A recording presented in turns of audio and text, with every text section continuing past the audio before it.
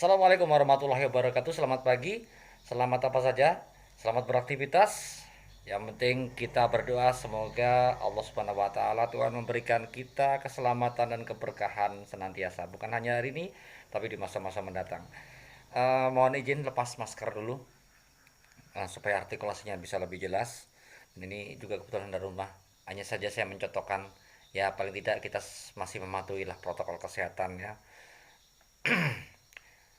Oke, eh, saya ingin sedikit mengomentari, dalam hal ini bukan mengcounter atau mengkritisi karena kapasitas saya bukan siapa-siapa.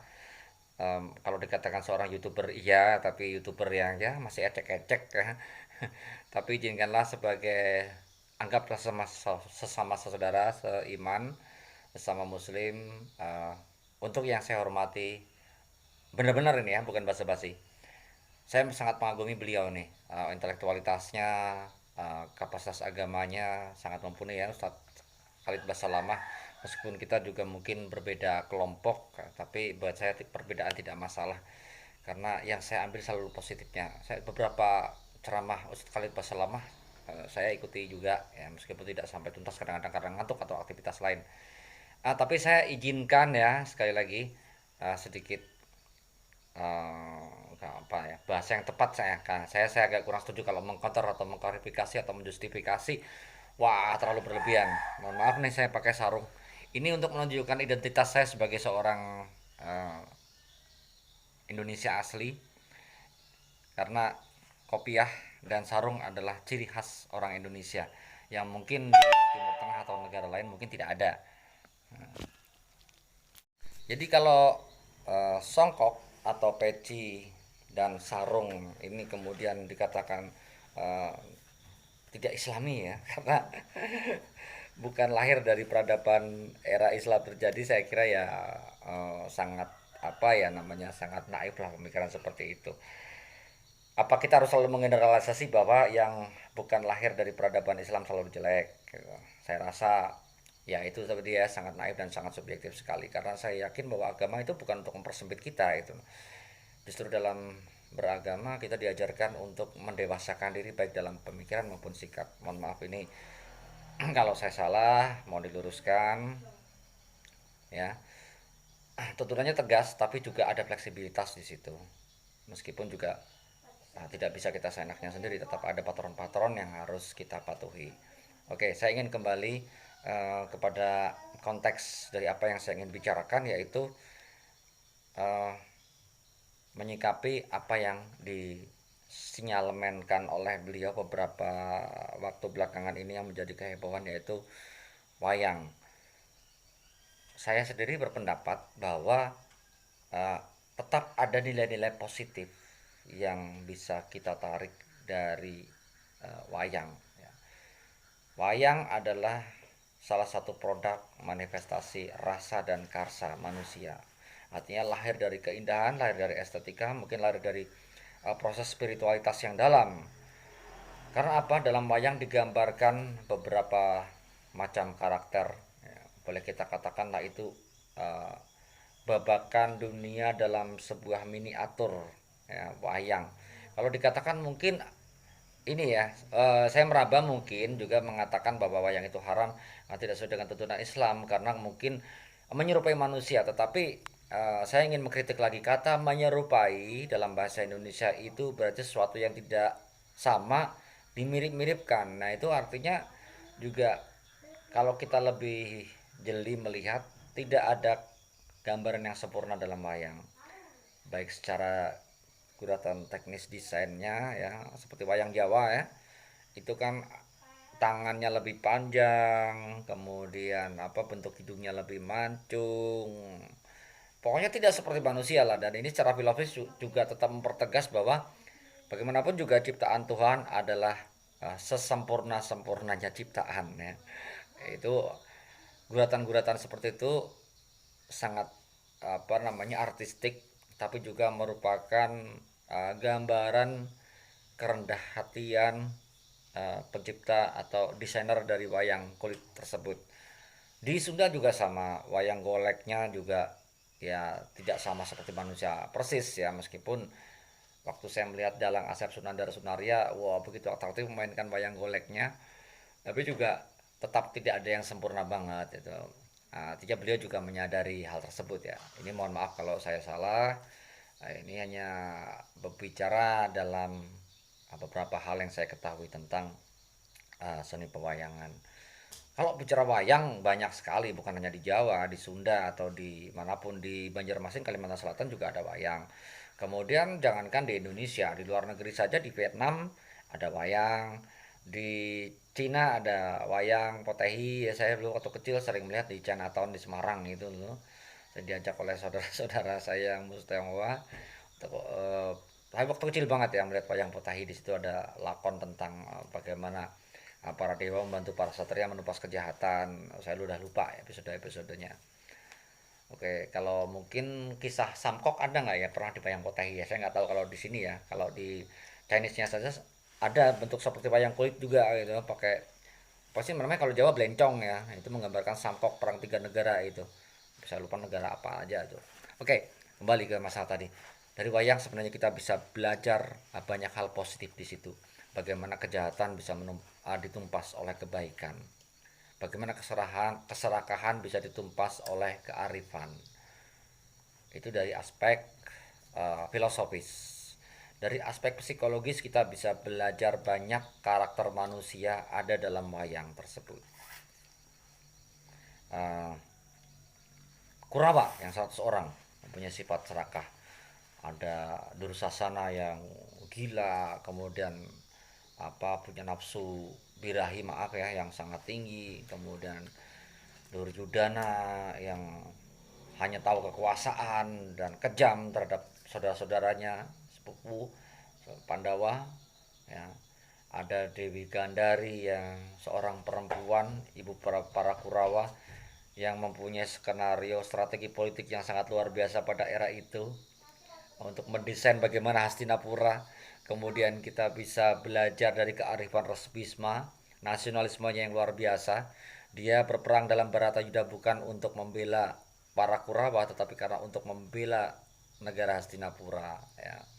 Kemudian kita juga bisa belajar dari bagaimana apa kasih seorang ibu yang luar biasa pada di sosok Dewi Kunti, istri pertama Prabu Pandu Dewanata, yang mana Dewi Kunti ini juga ikhlas mengasuh Nakula Sadewa yang merupakan anak dari Dewi Madri, madunya sendiri. Bayangkan loh seorang ibu mau mengurus anak dari madunya. Kalau kita mungkin di sini ya penuh dengan drama ya, tapi luar biasa sekali. Bahkan pernah ketika 5 orang Pandawa berburu, Ibu Kunti mengatakan, ya sudah, hasil perburuan bagilah rata kalian berlima, tanpa dia melihat ternyata yang dibawa adalah Dewi Drupadi saat itu.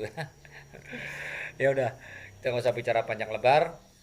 Yang jelas ada nilai positif yang bisa kita tarik dari situ. Ada berapa hal yang kita bisa cerminkan dari pewayangan.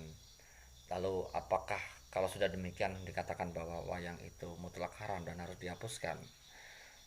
Saya tidak menuduh beliau salah, membabi buta ataupun apa, karena bagaimanapun juga Ustadz Khalid Basalamah adalah seorang manusia biasa yang kadang-kadang juga bisa kilaf, kadang-kadang juga bisa terpleset, atau mungkin maksudnya baik tapi kalau karena gini ya, kebenaran kalaupun disampaikan dengan cara yang kurang benar hasilnya akan terjadi kekurang benaran ya. Bukan kesalahan sih ya, moga-moga Allah maafkan semua kesalahan kita. Dan saya berharap bahwa polemik ini kemudian tidak didramatisasi menjadi sesuatu yang panjang, tidak menjadi konflik yang berkepanjangan antara pendukung Ustadz Khalid Basalamah dengan yang tidak. Saya mencoba berdiri di tengah-tengah karena apa? Saya merasa prihatin. Saya membuat konten ini sebenarnya didasari keprihatinan bahwa kita terlalu banyak bertikai akhir-akhir ini. Bukan hanya antar satu golongan agama, tapi juga antar pemeluk agama yang lain. Mau jadi apa bangsa ini kalau kita selalu dibentur-benturkan? Sementara satu sisi kita sedang menghadapi penjajahan ekonomi, penjajahan ya mungkin hak asasi, ya agenda skenario elit global ini kan sedang berjalan, dan mestinya kalau kita melawan mungkin kita tidak bisa ya, karena kita tidak punya kekuatan yang cukup. Tapi perlawanan yang bisa kita berikan setidaknya adalah ya tidak terlalu konyol itu larut dalam situasi yang terjadi. Jadi dalam hal ini izinkan saya sebagai sesama anak bangsa mengingatkan baik pada sama muslim maupun saudara-saudara umat yang lain untuk mari kita menyadarkan diri bahwa dulu Belanda bisa menjajah, mohon maaf ya, Belanda waktu itu bukan Belanda yang sekarang. Kolonialisme Netherlands waktu itu berhasil memecah belah kita dengan Divide et Impera, sebuah strategi yang sangat ampuh karena mereka tahu bagaimana kalau uh, para Satria Nusantara ini bisa bersatu ya. Bayangkan Tuanku Imam Bonjol di Sumatera Barat sana mampu membuat kocar-kacir company. Kemudian mungkin Pangeran Diponegoro di Mataram waktu itu juga bisa membuat Belanda kewalahan. Kemudian Master Thomas Matulesi, pahlawan kita di Ambon, Maluku, juga bisa membuat kacau Belanda dan banyak pahlawan-pahlawan lain yang kehebatannya diakui. Kalau mereka bersatu, ngeri. Sebagaimana juga saat ini, kalau umat Islam, umat Kristen, ya umat Islam dengan berbagai macam firkahnya, kemudian umat Kristen ini dengan berbagai macam denominasi gereja yang ada bisa bersatu, umat Katolik, umat Hindu, umat Buddha, kita bisa menyatukan tangan, maka luar biasa kekuatan yang ada dalam bangsa ini. Ya, tapi saya kayak pidato politik aja. Apa gara-gara kurang job ini jadi kayak gini nih, ngoceh terus ya. Nggak pernah ada job main musik atau bikin film pendek lagi ya. Ada job-job tapi dengan bayaran yang sangat tidak manusiawi. Maunya kualitasnya bagus tapi bayarannya tidak bagus ya. Intermezzo aja. Oke, jadi apa sih intinya dari omongan saya perpanjang lebar ini? Intinya selain mengajak tadi ya, mengajak kita supaya bersatu, lepas padai barangkali ada skenario besar yang sedang dijalankan. Waduh, mohon maaf ini ngapain ini muncul? Oh, peringatan memorinya hampir penuh katanya. Ya, memori manusia emang terbatas, bung. Oke, insya Allah eh, kita sama-sama menyadari bahwa kita punya potensi kekuatan yang sangat besar sehingga mungkin juga saat ini berbagai macam hembusan drama yang ada dijalankan ini merupakan ya itu tadi langkah pemecah belahan tadi. Makanya saya sangat berharap kita sangat arif menyikapi keadaan, jangan terlalu larut dalam emosi, meskipun ya kadang-kadang orang ngomong-ngomong nih yang ngesel-ngeselin juga ya. Saya juga pesan pada para YouTuber nih, jangan bikin konten yang asal cari viewers terlalu tinggi gitu. Nah, saya selo-selo aja lah, viewers saya juga nggak seberapa banyak, subscriber saya juga biasa-biasa aja. Tapi yang penting intinya gini loh, bikin konten itu bikin sesuatu yang bermanfaat lah, jangan provokatif, jangan menyerang kelompok lain gitu kan. Mari kita menciptakan karya dengan sehat. Itu saja mungkin yang saya ingin sampaikan. Semoga ada manfaatnya. Karena bagi saya sebaik-baiknya umat ini adalah ketika kita bisa berguna untuk umat lain. Kalaupun saya dianggap hanya sebagai sebuah rumput ya biar saja menjadi sebuah rumput tapi bisa bermanfaat untuk umat yang lain ya. Untuk makhluk hidup yang lain. Oke, terima kasih, sampai ketemu lagi. Mohon maaf kalau terlalu panjang, terlalu ngebosenin. Tapi sekali lagi semoga ada manfaat yang bisa diambil dari ocehan ini. Mohon maaf penampilan saya ini bukan mau seperti Ustadz, tapi karena itu tadi saya bangga mengenakan peci dan sarung yang merupakan khas dari orang Indonesia, Malaysia, Singapura, bangsa Melayu ya. Oke, terima kasih sekali lagi. Mohon maaf dan semoga senantiasa kita bisa saling mengingatkan. Terima kasih. Walahul muwafiq ila aqwamit thoriq. Wabillahi taufiq wal hidayah. Wassalamualaikum warahmatullahi wabarakatuh.